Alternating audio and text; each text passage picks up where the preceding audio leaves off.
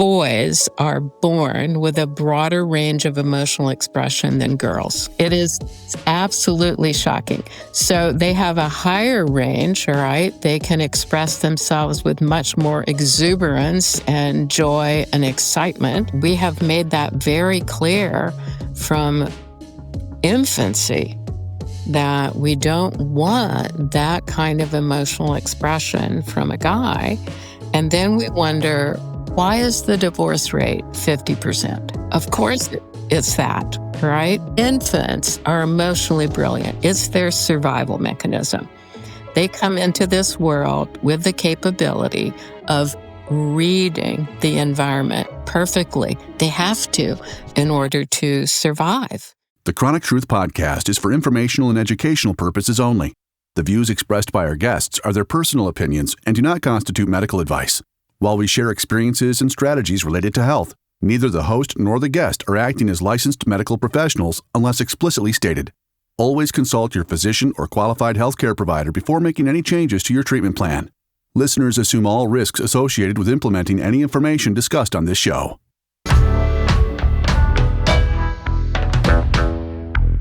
I would like to welcome my guest, Gloria Vanderhorst. Gloria is a psychologist whose work focuses on helping men access emotions that have been blocked since early childhood. Using approaches like internal family systems and emotion-focused therapy, she helps individuals and couples build healthier, more connected relationships. I am very excited to have Gloria and welcome her on the show. Hi, Gloria. Hi, Kimberly. Thank you for having me. This is such an important topic, and I am so excited. For most part, I've noticed just doing these podcasts that there's so much about women and health and women and mental health that I would like your story and what you do to help the men in our communities, because they're out there. They just don't have the support like the women. So thank you for coming on. You're welcome. When I started my private practice about 50 years ago now, I had a friend who ran a preschool. And so I got to work with a lot of preschool boys and learn about what is it like to be a little boy in this culture and in this school system. And as a result of working with the preschool boys, my calendar also started to fill with their fathers because they had had similar experiences in their schooling where they would stand out, they'd be called out as being too noisy or aggressive or questioned about whether they had attention deficit or not. So I have been really blessed to have lots of experience getting to know what it's like to be a male in this culture and to have their natural and their natural exuberance questioned. Right. We question the expression of little boys, and we should learn to enjoy it. Right. Rather to question it. I started to read all the research on boys and what happens to little boys, and discovered something that I think is mind-blowing, and that is that boys are born with a broader range of emotional expression than girls. Interesting. Isn't that shocking? That is shocking. I would have said girls were, but okay. No, it is absolutely shocking. So they have a higher range, all right? They can express themselves with much more exuberance and joy and excitement. And they have a lower range where they can express themselves with much more irritation, discomfort, depressive kinds of experiences. But they spend most of their time with adult women, mothers, school teachers, right? Yep. And so when they go high or when they go extremely low, the female is surprised by that, comfortable with that. right? And so the female does a natural reaction of maybe a facial expression, maybe backing up a bit, maybe turning away. And infants are emotionally brilliant. It's their survival mechanism. They come into this world with the capability of reading the environment perfectly. They have to in order to survive. They have to read the emotion in the room. And so they're very sensitive to the feedback. So if mother turns away or backs up, that infant boy is going to go, oops, not good for my survival. Yep. All right. So it's going to narrow the range of emotional expression just naturally because he does want to survive. He wants that connection. He needs that connection. And he's not And getting then the praise with it.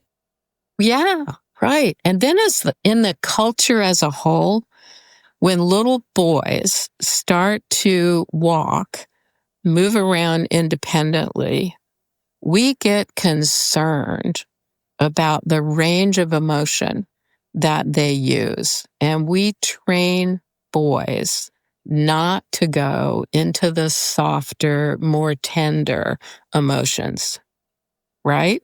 Wow, light Little bulb boys, moment. little Yeah. boys should cry, right? Right? They're supposed to be tough. They're supposed to be resilient. They're supposed to be brave. They're supposed to take risks. They're not supposed to be cautious. We don't want a little boy hiding behind mom, right? And holding her skirt. Little girls can do that. We're perfectly fine with little girls doing that. But if a little boy does that, mom's embarrassed, dad's ashamed, you're right, and he gets criticized for doing anything that says he has some kind of shyness or discomfort, not supposed to display that. We have made that very clear from infancy that we don't want that kind of emotional expression from a guy. And then we wonder, why is the divorce rate 50%? Right? Exactly. Right Of there. course, it's that, right? Yep. Because the guy can't come home and have had a crushing experience at work and be able just to come home, describe it, cry about it, complain about it. Women don't know what to do with that. Yeah. Squeeze them. My son, in his mid-20s now, and it was just me, my daughter, and my son for the most part of their life. And so he grew up with us two girls, and he was always very sensitive to the point that, I can honestly say I never told him not to cry. I'd always ask why. Now, in his adult life and dating and getting ready to get married, I see how he interacts with his fiance and his, significant other, and how he is so drawn and tender with her. And then he knows the emotions that she's expressing, and he's able to deal with those. That makes a lot of sense, right? Because when he's raised around two females and you give permission for him to hold on to his feelings and to be able to express his feelings, and there isn't an adult male, right, with that negative boys don't cry, right, and toughen up, or shaming. A lot of our young boys get shamed. Some of the more recent research looking at adolescent boys indicates that they do have permission to have a broader range of emotional expression. And that's going to be healthy for all of us. So it's still the case that relationships break up probably about half of the time. And I think the core reason is the emotional maturity of the individuals, right? And the very fact that men don't have a way of expressing emotional needs or being able to respond to the emotional needs of their partner. Yep. And I witnessed that with my son and his fiance. They don't fight. They have a disagreement, and they're able to come together and share without the other person feeling attacked. And I think in my own personal relationships, that's been a huge part is, not being able to share because he feels attacked, vice versa, Right. As that changes, there are going to be tremendous benefits. The reason that our jails are full of men, I honestly believe it is because they do not have the resource of being able to express themselves emotionally. All right. So they get into trouble by getting louder, bigger, more aggressive, because they want to be seen, right? I'm just going to get bigger and loud. What type of tools are you seeing that's needed, like for school children or teachers, parents? What could we as a society do more to raise our sons in a more accepting way? Well, awareness is key, right? So you have this natural sense with your own son of allowing a broader range of emotional expression. Most couples do not have that history because the male in the system has been raised to suppress tender feelings, frustrating feelings. Things on that negative end of the continuum have been suppressed. They can be loud, they can be aggressive, they can be assertive, but they can't be soft, they can't be tender. I have this experience with my own family. One time we were at their house and the kids were playing very nicely and the adults are, chatting basically in the same room. And my daughter kept this boy's toy and wouldn't give it back. He wanted that particular toy back. She was not having, she wasn't going to give it back. And so he started to cry and fuss. Normal, natural. Okay. Of course he should be fussing. Yeah. Of course he should be protesting. Very early on, we train boys that I'm not going to accept you if you're crying. Yeah. Or if you're kind of whining or show weakness. When in fact it's not. It's a natural reaction. What role does mental health play on other parts of our lives? We come into this world connected to another human being physically, and then we spend the rest of our lives looking for connection. We want emotional connection with other people. I really need to use the full range of what I'm capable of. I want to be able to be tender. I also want to be able to be firm when it's appropriate to be firm. I want to be able to be assertive and stand up for myself. But I also want to be able to be weak when I am legitimately feeling that weakness. And so our mental health is critical from day one. We need to be connected. If you talk to a group of guys, and I've done that in groups with guys, and I ask, kind of when you hang out with your friends and your buddies, and maybe you get together to play games, or maybe you get together to play cards, maybe you get together to do sports. What's the conversation about? Right? What do you really share with these best friends of yours? Yep. All right? What are you actually talking about? And the truth is they're not. It's all general. They're bumping and, Yeah. and preening, posturing, all right, joking with each other, but they're not trusting their male friends to be able to really hear that I'm worried about something, right? Right. Maybe I'm worried about some physical thing that's happening with Mm-hmm. me. Maybe I'm worried about something that's happening in my job. Maybe I'm worried about something that's happening in my family. But we train men that you're not supposed to talk about that. All right, just keep that to yourself. And then think about the tension that has to be building up inside of that person because you're suppressing Mm-hmm. feelings. We're not born to suppress No. feelings. That's the truth for every human being.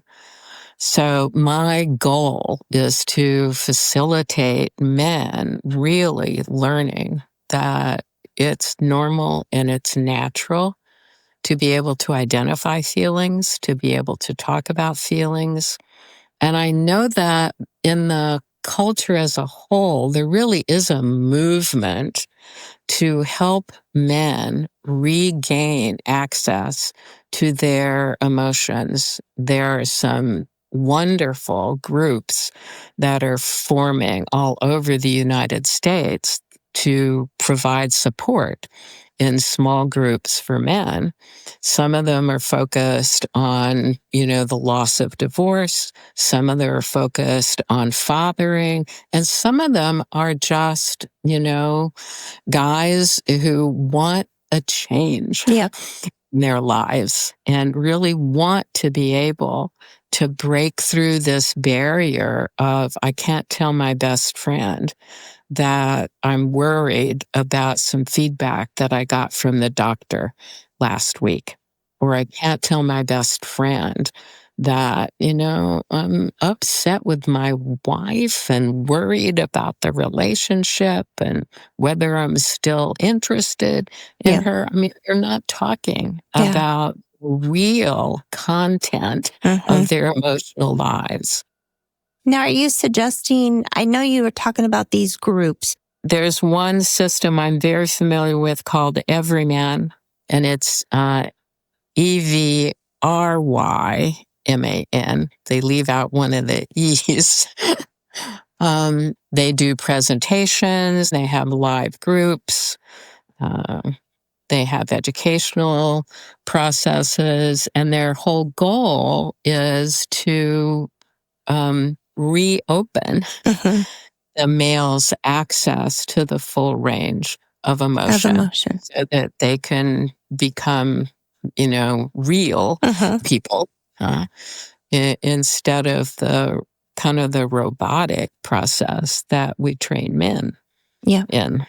In the long term, for any relationship, it's going to form a baseline where it is okay to learn to open up and share and be vulnerable is a huge word, I think, for that. Right? Because vulnerable tends to get associated with weak.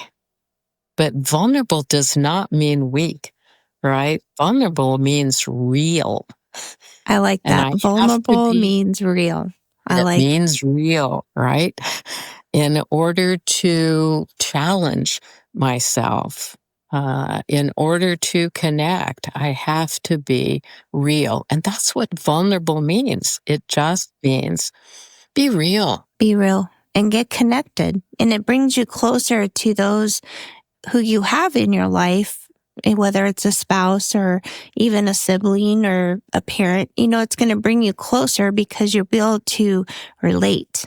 In order to help both men and women, because it isn't just men that get that restriction, Yeah. women get that message of restriction as well. But in order to help them, one of the things that I've done is that I've taken a series of essays and put them together in a book so that you can, on your own time and in your own privacy, you can begin to explore your own emotions. The truth of the matter is, we store information in terms of words, but also in terms of feelings, and also in terms of nonverbal representation, right? Images motion.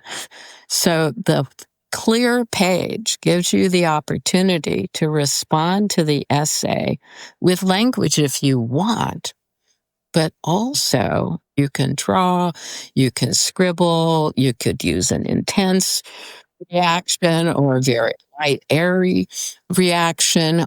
All of that opens up the parts of your brain where storage is key, right? We store every piece of information. Yeah.